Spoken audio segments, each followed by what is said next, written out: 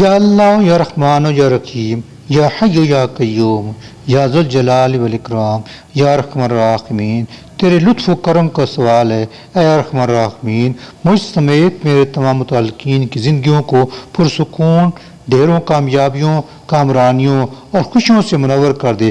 ہم سب کی زندگی اور رزق میں برکت عطا فرما اور ہمیں ہمیشہ صحت کاملہ عطا فرما، آمین یا رب العالمین۔ استغفار دعا بھی ہے اور ذکر بھی۔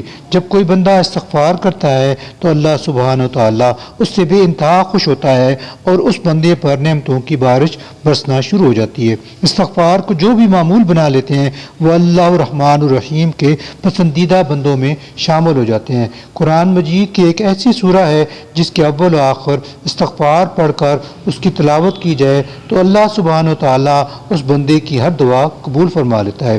پھر رزق مانگیں، عزت مانگیں، بیماریوں سے شفا مانگیں، قرض سے نجات مانگیں، مقدمات میں غیبی مدد کے ذریعے نصرت مانگیں، غرض جو بھی مانگیں اللہ سبحانہ و تعالیٰ وہ سب کچھ آپ کی جھولی میں ڈال دے گا۔ اگر آپ چاہتے ہیں کہ آپ پر یا ارحم الراحمین یا ذوالجلال والاکرام یا حی یا قیوم یا اللہ یا رحمان الرحیم کہ آپ مقربین اور محبوب بندوں میں شامل ہو جائیں تو اس عمل کو زندگی کا معمول بنا لیں۔ عمل نہایت آسان ہے۔ پہلے ایک بار درود ابراہیمی پڑھیں، پھر ایک بار استغفر اللہ ربی من کل ذنب و اتوب علیہ پڑھیں، پھر اللہ سبحانہ و تعالیٰ کا پسندیدہ سورہ اخلاص بسم اللہ الرحمن الرحیم قل هو اللہ احد اللہ الصمد لم یلد ولم یولد ولم یکن لہ کفوا احد 3 بار پڑھیں۔